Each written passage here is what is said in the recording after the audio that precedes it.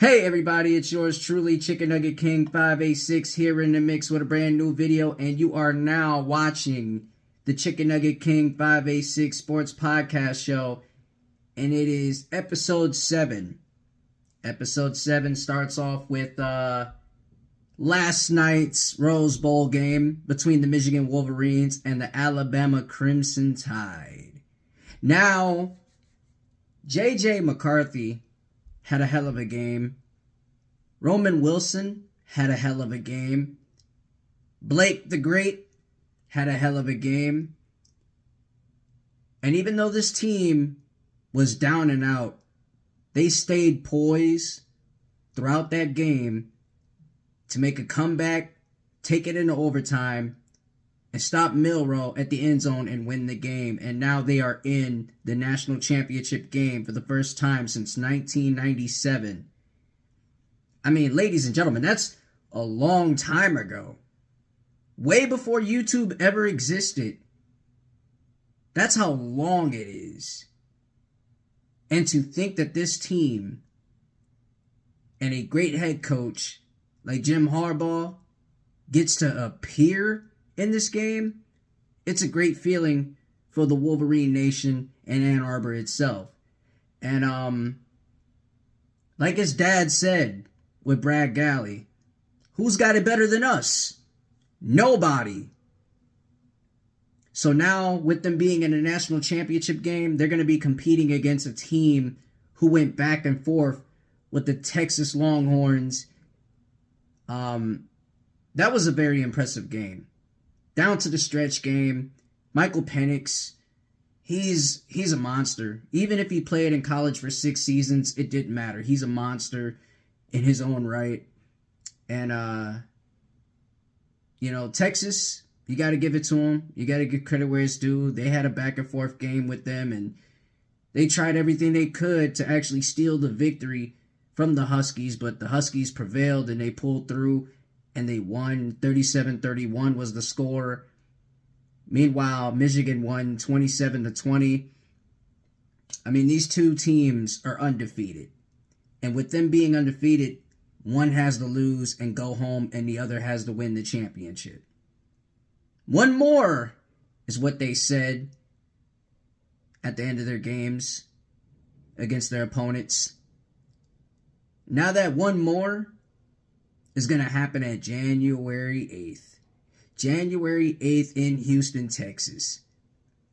And with it being in Houston, Texas, it's going to be loud. It's going to be so loud and surreal to have Wolverines and Huskies at the same damn time. Does J.J. McCarthy and Michael Penix Jr. have what it takes to translate their game to the pros? In my opinion, yes.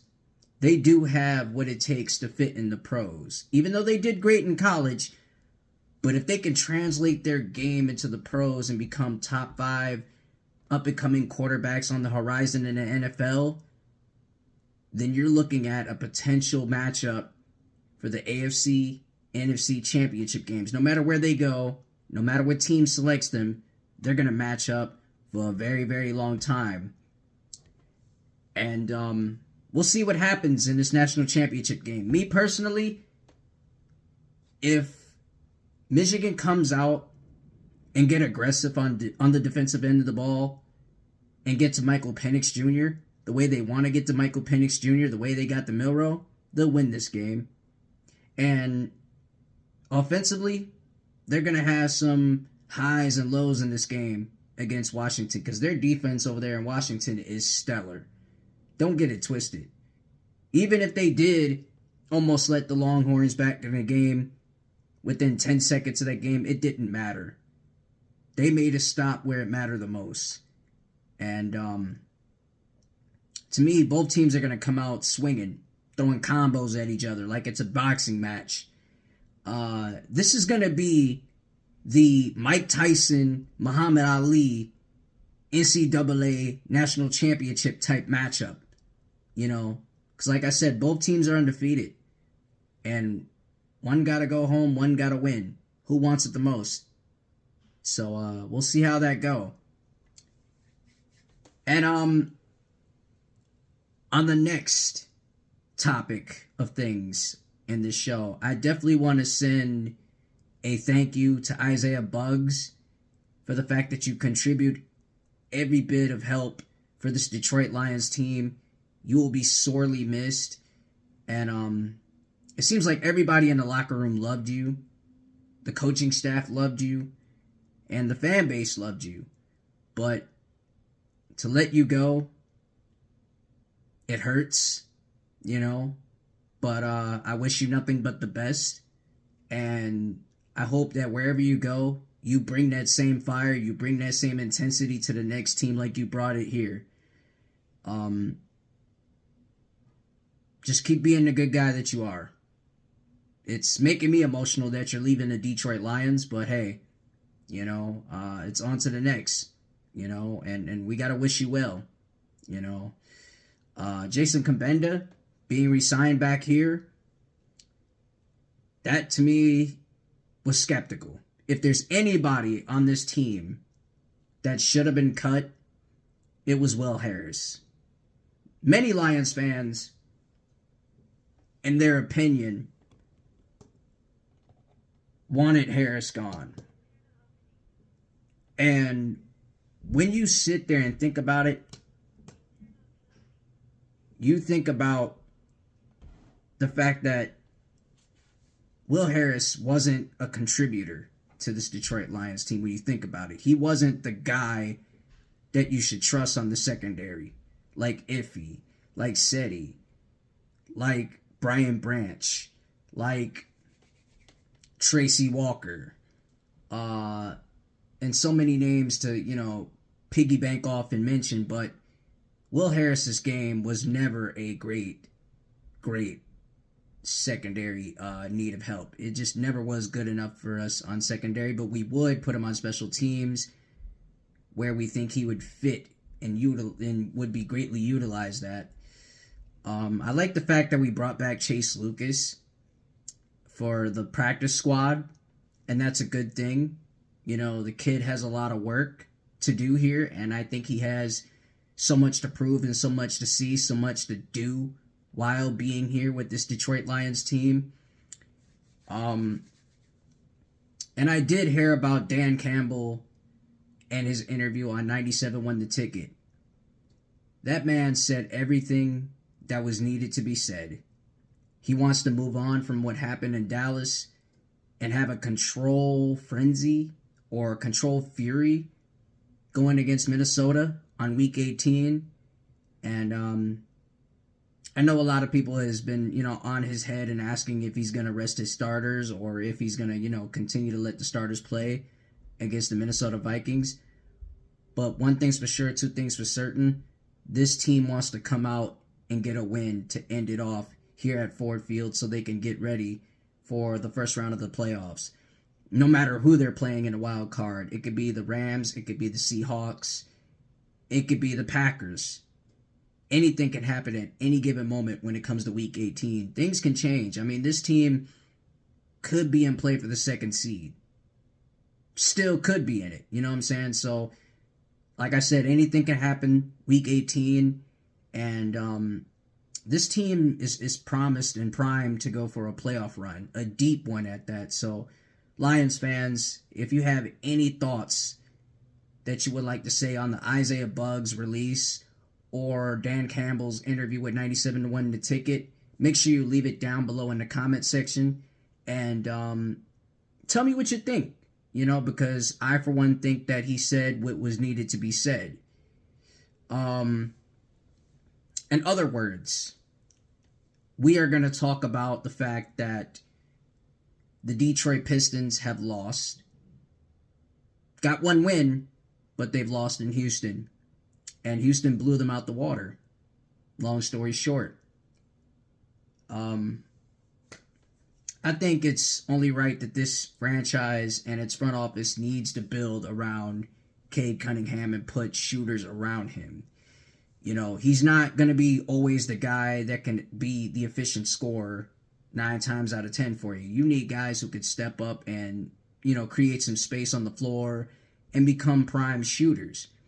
These guys got to understand that in this game of today's NBA, you have to be a shooter. You have to know how to shoot the ball from the three. You have to know how to be, efficient at the free throw line. You have to be, here and there and got the right X's and O's to help Cade, help Jaden Ivey, and help Jalen Duren. Because Jalen Duren, in my opinion, Jalen Duren is a hell of a rebounder. Second chance points, rebounds, offensive rebounds, defensive rebounds. He's there. He's around the rim. He can alter shots, block shots too. He's more of a defensive man than he is an offensive guy. I like his game. It's an all-around center type game. He reminds me of, a younger Amari Stoudemire or a younger Dwight Howard. Guys that really knew how to work around the rim and knew how to get straight to the boards and, work down in the post. That's what Duren's game is to me, in my opinion. But Cade's going to need help with shooters. This team needs shooters. I mean, you can go and get defense. That's easy for you. But if you can't get shooters, then how are you going to play with teams that got shooters and love to play small ball effectively? Prime example, the Golden State Warriors. They know how to play with shooters and play small ball, on ball, off ball. They know how to do it all.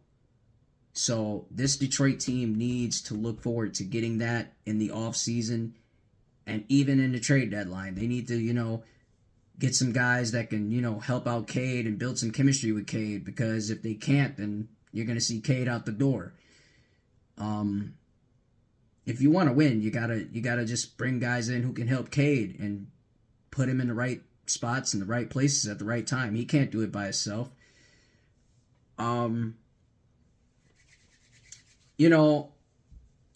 just have a lot of thoughts on Week 18, and I know it's been on my mind all day. It's been on my mind all day, just like the national championship game's been on my mind all day, and I'm sure it's on your mind all day. And yeah, I did see the Decker reported poster, billboard all over Michigan. I did see it. It's all on my Twitter. If you don't got me on Twitter, follow me on Twitter at CashJizzle2. You know the name and you know the game. Chickennuggetking 586 is still there. Just look it up. You know where I'm at. But either way it goes, man, this has been a great year to start the year of 2024 when you look at sports and where it's going and where it's headed. It's headed to the competitive direction, and you got to love every minute of it. Also, to the Bears fans, since I talked about my Lions, and it's pretty off topic from Detroit sports, but Justin Fields. Now, Justin Fields has a 10-27 record as an NFL starting quarterback. You've been with him for 3 years. And if you're Ryan Poles, what do? Do you go and get an offensive line, bring some more wide receivers in within getting an offensive line, or do you just trade Justin Fields for a couple picks and then try to settle yourself for a quarterback in the future? What do you do there, Chicago? Because Ryan Poles has literally done nothing for you. My Lions is at the top of the poll right now. No pun intended to his last name. We're at the top of the poll. We're the North Division champs. You're at the bottom right now. And it's laughable for me. But I gotta say, your future is really dependent on through this NFL draft in the 2024 upcoming season. It's really dependent on what you want to do with Fields. Because as I've seen in his interviews and stuff like that, I think his body language and words, it's leaning towards him telling the front office, hey, let me go. I want to play somewhere else. Or it's the fact that he's been hearing the chants, we want Fields, and he wants to have a change of heart and stay in Chicago. You tell me down below what will happen with Chicago. Green Bay, you guys whooped ass against the Minnesota Vikings, 33-10. Came to US Bank Stadium and just handled business. Jordan Love, hell of a game. I thought it was like a real nap worthy game because the Packers were holding it down all the way through from the first quarter to the fourth quarter. They held it down. Besides the debacle at the end of the game, Aaron Jones gets hit in the face.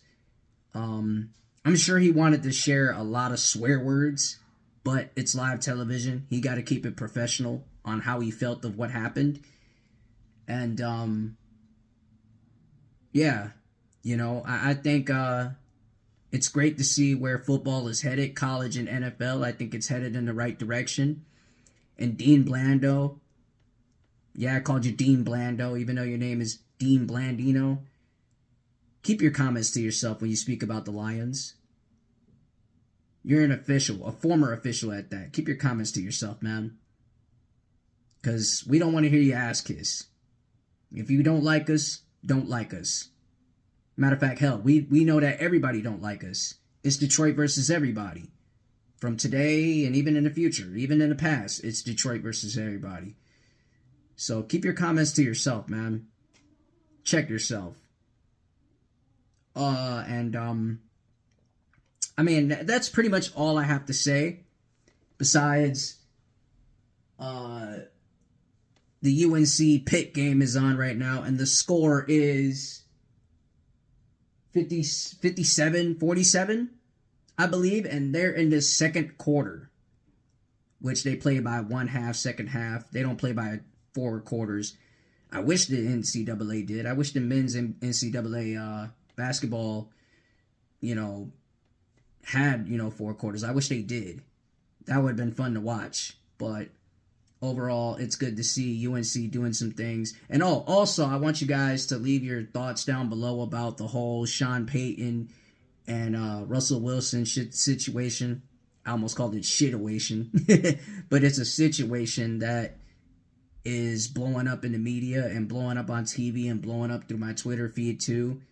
My thoughts on it is that Sean Payton, lied.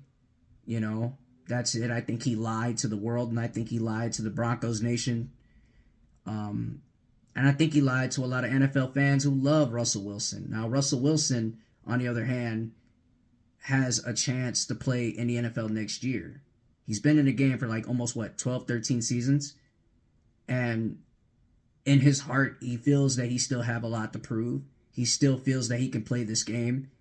And, we don't know where he goes from here. I mean, if it's retirement, it's retirement. You got to wish him best. Nothing but the best. But if he wants to go to somewhere where he wants to play and teach a quarterback, it would be good to see him go to either, Washington or go to New York. But either way, I think Russell Wilson wants to prove a lot more in next year, of 2024. Aaron Rodgers, don't be mad, buddy. We won the North.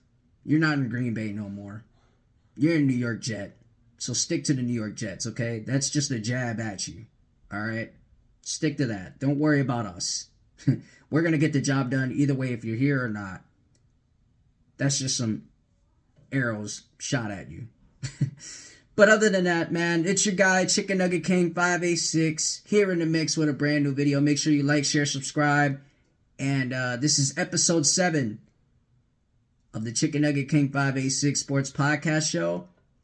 And tell a friend to tell a friend, and enjoy the journey and enjoy the ride.